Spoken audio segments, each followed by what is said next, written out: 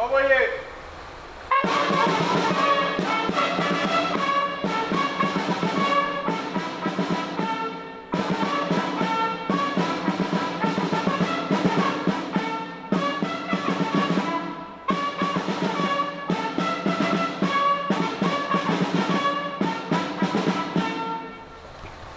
Dans quelques instants, je serai appelé à vous donner lecture du message de la secrétaire d'État auprès de la ministre des Armées. Et comme la bienséance interdit de prendre la parole après un représentant de l'État, je voudrais, en préliminaire à cette cérémonie, vous apporter la précision suivante.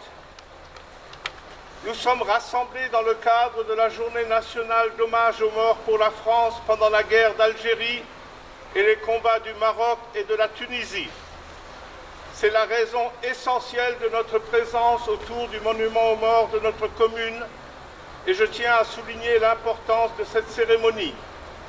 Sans vouloir faire de classification entre nos différentes manifestations du devoir de mémoire, nous ne devons jamais oublier les nombreuses victimes des conflits d'AFN, dont beaucoup étaient des appelés du contingent, et c'est à juste titre que l'État a décrété cette journée nationale de commémoration. Malheureusement, l'actualité tragique de la fin du mois de novembre nous a appris la mort de 13 de nos soldats engagés dans l'opération Barkhane, au Mali. Certains d'entre eux avaient déjà le statut d'anciens combattants en raison de leur engagement dans les opérations extérieures et leur sacrifice nous a tous marqués. Pour honorer leur mémoire, le groupement des anciens combattants de Groß-Budersdorf a décidé de déposer dans quelques instants une gerbe à l'intention de ces héros et je vous remercie de vous être associés à notre geste.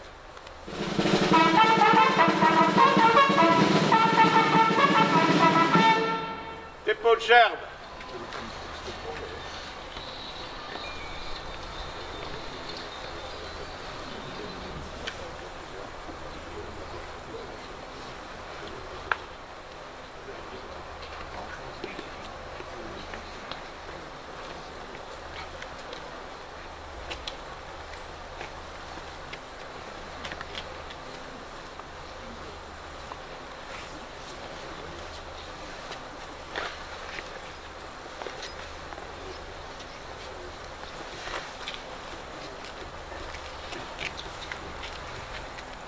Minute de silence.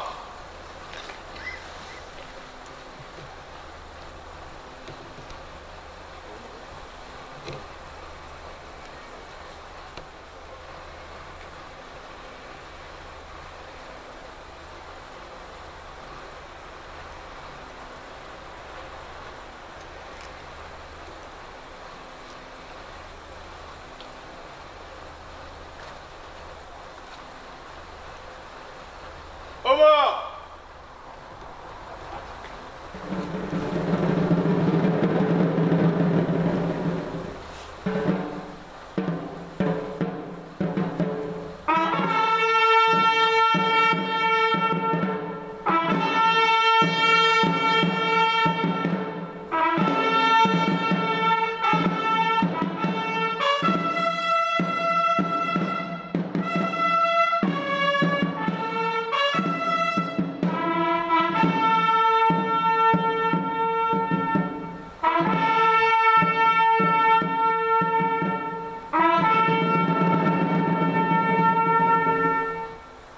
Journée nationale d'hommage aux morts pour la France pendant la guerre d'Algérie et les combats du Maroc et de Tunisie.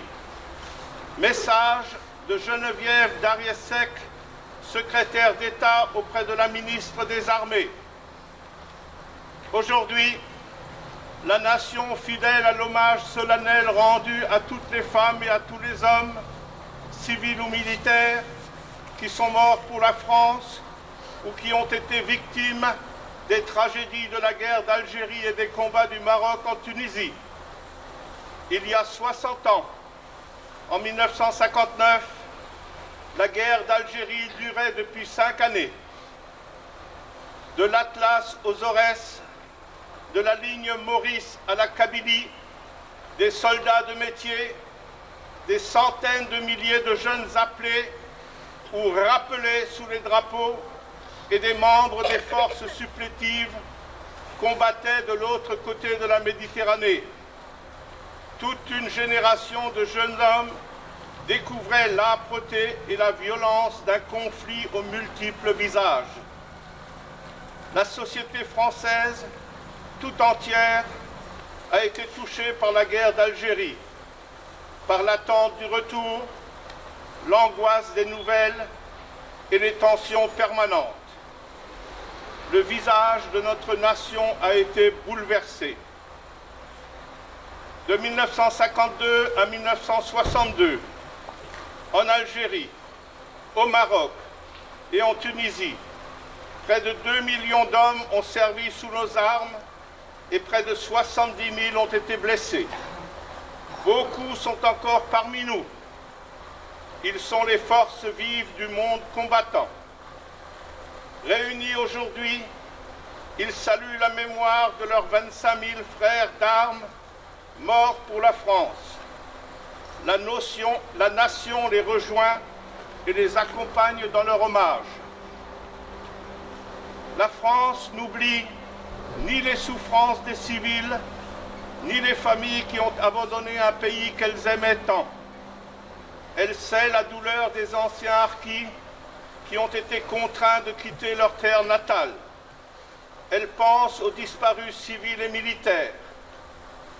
Dans la réalité complexe de la guerre d'Algérie, ce sont autant de drames familiaux, personnels et même intimes, autant de blessures non cicatrisées. Aujourd'hui encore, les mémoires individuelles, familiales et associatives sont particulièrement vivantes et plurielles. Certes, le passé est douloureux, mais le travail de mémoire doit nous permettre de construire un présent et un futur d'apaisement. Ce travail de transmission doit être dirigé vers les jeunes générations. Seules des explications et la connaissance permettront de ne jamais oublier. Nous le devons à toutes les femmes, à tous les hommes qui ont participé à ces conflits et à ces combats. C'est ce que nous faisons ensemble en cette journée nationale. Hommage à tous nos morts pour la France, en Algérie, au Maroc et en Tunisie.